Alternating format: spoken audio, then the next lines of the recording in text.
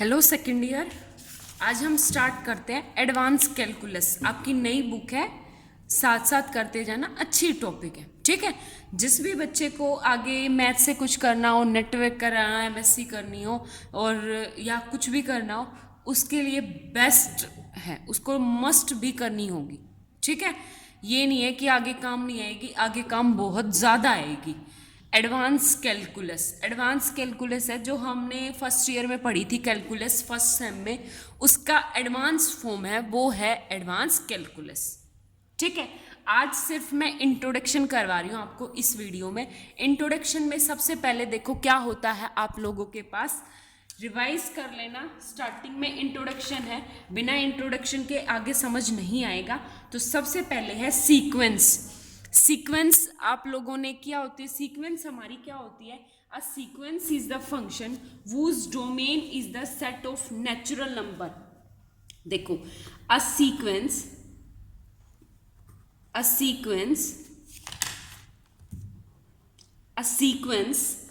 is a function whose domain is a natural number and range can be a set, can be any set। मतलब domain जो होती है वो हमारी natural number होती है। कैसे? सीक्वेंस को इस तरह डिफाइन करते हैं, ए एन दिस। जैसे A1 कैसे होता है, A1 A2 A3 A4 A5 up to infinity, ये होती है हमारी रेंज। रेंज क्या होती है, A1 A2 A3 A4, और डोमेन क्या है आपकी 1 2 3 4 5। एक एग्जाम्पल से करवाती हूँ। जैसे फॉर एग्जाम्पल मैंने एक सीक्वेंस ले ली 1/n, ठीक है, ये मेरी सीक्वेंस है। तो डोमेन क्या होगा, n की जगह सबसे पहले 1 पुट किया तो 1, n की जगह 2 पुट किया तो 1/2, n की जगह 3 पुट किया तो 1/3, n की जगह 4 पुट किया तो 1/4।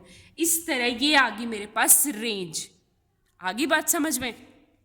Domain must be a natural number, वो होती है हमारी सीक्वेंस। फॉर एग्जाम्पल एक और एग्जाम्पल लूँ तो मैं, ये हो गया n मेरा, ये n क्या आपका 1 2 3 4 5 अप टू इन्फिनिटी, ये होता है हमारा रेंज सेट।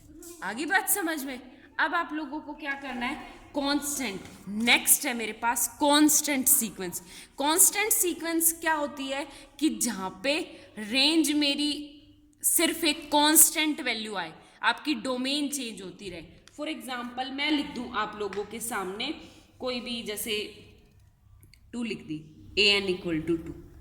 n को कुछ भी पुट करो, आप n को कुछ भी पुट करो, 2 2 2 2 2 2, तो रेंज में क्या होता है आपका, सिर्फ 2 2 आएगा, वो होती है हमारी कांस्टेंट सीक्वेंस।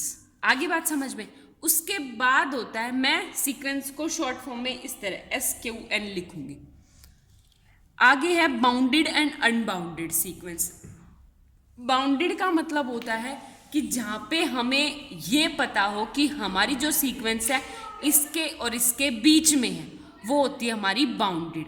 और अनबाउंड कौन सी होती है, जिसका हमें कुछ नहीं पता, जो इन्फिनिटी की तरफ अप्रोच करे। कैसे, ये देखो, एक सीक्वेंस लिखती हूँ, n लिख दिया मैंने, यही n, इसी से मैं मोस्टली सारे क्वेश्चंस कर रहा हूँ। n 1 2 3 4 5 अप टू किसकी तरफ जा रही है, इन्फिनिटी की तरफ। तो ये क्या है आपकी अनबाउंडेड।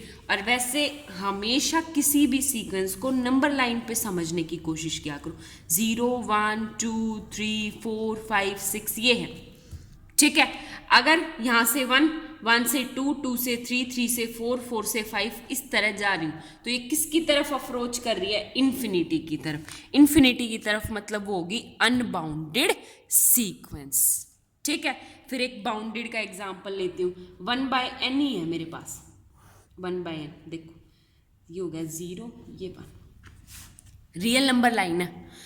सबसे पहले 1 1, 1/2 1/2, 1/3 1/3, 1/4 1/4, 1/5 1/5, दिस।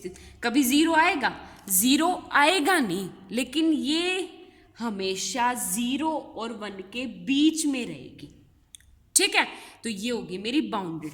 अब इसमें बाउंडेड में अपर बाउंड कौन सा हो गया, ये। लोअर बाउंड मतलब ये। अब अपर बाउंड आपको मतलब सिर्फ यहाँ पे तो डेफिनेशन है, आगे तुम्हारे नेक्स्ट सेम में आएगी सीक्वेंस एंड सीरीज, उसमें पूरा डिटेल में आपकी सीक्वेंस एंड सीरीज की एक बुक है। तो अपर बाउंड होता है कि सेट के जो रेंज सेट मेरा है ना, उसके सारे के सारे एलिमेंट्स की वैल्यू इससे कम रहेगी, वो होता है मेरा अपर बाउंड। ठीक है, लोअर बाउंड वो होता है कि जैसे जिससे एक ऐसा अक्षर मिल जाए मेरे को, एक ऐसा रियल नंबर मिल जाए मेरे को जिससे सेट की सारी वैल्यू क्या हो, बड़ी हो, वो होता है मेरा लोअर बाउंड। अब एक बात बताओ, इसी में मैं लूं 1 से सारी की सारी छोटी है, ये तो 2 से भी छोटी है, 3 से भी छोटी है, 4 से भी छोटी है, तो इसके ये सारे के सारे क्या हो जाएंगे आपके अपर बाउंड। ठीक है, अब इस एक बच्चा कह रहा है, मैं कहूं कि इसका अपर बाउंड बताओ, एक बच्चा कह रहा है मैडम 1 है, एक बच्चा कह रहा है 2 है, एक बच्चा कह रहा है 4 है, तो तीनों में से कोई गलत नहीं है। लेकिन अब एक बात है, इस चीज से क्या होती थी, ज्यादा मिसबैलेंसिंग होती थी, उसका नाम रख दिया फिर लीस्ट अपर बाउंड। इसको बोलते हैं least upper bound. Least upper bound मतलब सारे अपर बाउंड में सबसे छोटे वाला, उसको बोलते हैं लीस्ट अपर बाउंड। ठीक है, तो ये नाम कब रखा गया, जब हमारे पास बाउंडेड से ये वाली चीजें आ रही थी, जैसे एक बोल रहा है 1, एक बोल रहा है 2, एक बोल रहा है 3, तो ऐसे तो इन्फिनिटी हो जाएंगे। तो इन सब की क्वेरी को रिमूव करने के लिए एक रख दिया, उसका नाम रख दिया LUB, लीस्ट अपर बाउंड। अब चाहे किसी भी बच्चे से पूछ लो, उसका लीस्ट अपर एक ही होगा जो हम पूछना चाह रहे हैं। आगे बात समझ में? सेम ऐसे ही आपका लोअर बाउंड है, अपर बाउंड समझ में आ गया तो लोअर बाउंड समझने में कोई दिक्कत नहीं है। लोअर बाउंड में क्या होता है कि ऐसे अक्षर जिससे, जैसे 0 से सारे बड़े हैं, -1 से ये सेट के सारे बड़े हैं, -2 से सारे बड़े हैं, तो 0 भी वो है लोअर बाउंड, -2 1 भी, -2 भी, -3 भी। इस तरह इस सेट के कितने लोअर बाउंड है, इनफाइनाइट लोअर बाउंड है। हमें चाहिए एक, तो वो हो गया हमारे पास ग्रेटेस्ट लोअर बाउंड, उसको बोलते हैं GL।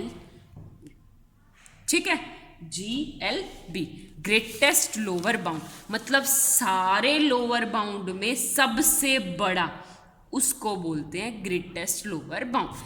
क्योंकि राइट साइड के मेरे सारे अपर बाउंड थे, तो उसमें हो गया लीस्ट सबसे छोटे वाला। लेफ्ट साइड के सारे मेरे लोअर बाउंड हो गए, तो उन सब में बड़ा हो गया ये।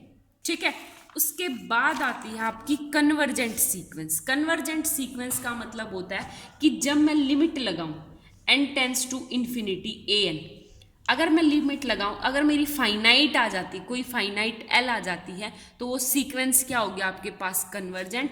अगर limit n tends to infinity an, अगर इन्फिनिटी आ जाए तो वो होती है डाइवर्जेंट। आगे बात समझ में हो गया क्लियर? जैसे ये वाली है 1/n, तो मैं लगाऊंगी limit n tends to infinity 1/n, और 1/∞ क्या होता है, 0, तो ये हो गया कन्वर्जेंट। ये वाली टर्म है, n से ही डिफाइन करती हूँ, तो इसमें an कितना है, n, तो लिमिट लगाती हूँ, limit n tends to infinity an क्या हो जाएगी, इन्फिनिटी पुट हो जाएगी, तो इन्फिनिटी। ये हो गया डाइवर्जेंट, मतलब जहाँ पे हमारे पास फाइनाइट नहीं आए, या तो इन्फिनिटी को जाए या -∞ को जाए, वो होती है हमारे पास divergent sequence. Oscillation sequence, oscillation का है कि फाइनाइट भी है लेकिन एक स्पेसिफिक नंबर नहीं है। क्यों नहीं है वो बताती हूँ, एक सीक्वेंस लिखती हूँ मैं, an लिख दिया मैंने, 1 if n is odd, -1 if n is even। तो एक बात बताओ, क्या सीक्वेंस बन गया आपके पास, a1 a2 a3 up to an, infinity को चला जाएगा। अब मैं पुट करती हूँ यहाँ पे a1, 1 है तो ओड, 2 है तो -1, 3 है तो ओ प्लस का 1, 4 है तो -1, इस तरह -1 1 चलता रहेगा। अगर मैं रियल नंबर लाइन पे शो करूंगी तो ये हो गया 0, ये हो गया 1 और ये हो गया -1, एक बार 1 एक बार -1, एक बार 1 एक बार माइनस। इसे ओसिलेटरी सीक्वेंस भी बोलते हैं, इसे डांसिंग सीक्वेंस भी बोलते हैं, ठीक है, जो इसी के बीच में घूम रही है। हो गया क्लियर? कोई कोई ऑथर इसको डांसिंग सीक्वेंस भी बोलता है। तो ये होती है हमारी ओसिलेटरी, मतलब ना तो कोई एग्जैक्ट फाइनाइट वैल्यू आ रही है, एक बार 1 एक बार -1, एक बार 1 एक बार -1, तो ये होता है ओसिलेटरी। नल सीक्वेंस, नल सीक्वेंस वो होती है कि जिसके ऊपर भी हम लिमिट लगाए n tends to infinity an, वो हमेशा 0 आए। जो सीक्वेंस हमेशा 0 दे उसको बोलते हैं नल सीक्वेंस। नल सीक्वेंस कई बच्चे ये सोचेंगे कि मैडम जिसमें सारे के सारे एलिमेंट 0 हो, वो नहीं होती, वो होती है नल सीक्वेंस, लेकिन वो नल का एक पार्ट है। जैसे मैं एक सीक्वेंस लिखूं 1/n², n tends to infinity 0, ये भी नल सीक्वेंस होगी। आगे बात समझ में? ये होती है हमारी नल सीक्वेंस।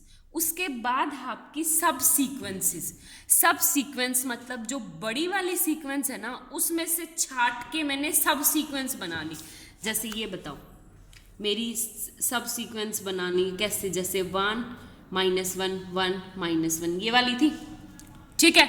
अब मैंने क्या किया, किसकी सब सीक्वेंस, प्लस वाली अलग उठा ली, सेकंड वाली अलग, तो ये हो गया a n वाली अलग उठा ली, n के आ जाएगा k1 1 1 1 1, और a n k2 दूसरी उठा ली, जहां पे क्या है मेरा -1 -1 -1, वो दूसरी। तो ये होगी इस सीक्वेंस की सब सीक्वेंस। हो गया क्लियर? क्लास आप लोगों को ये 2-3 पेज हैं बस, ये बस रिवाइज करने, रटना नहीं है, मैं ये नहीं कह रही रटो, नहीं, बस एक बार रिवाइज करके देखना। किसी भी डेफिनेशन में कोई प्रॉब्लम हो तो पूछ लेना, ठीक है? हो गया clear? Thank you so much for watching my video.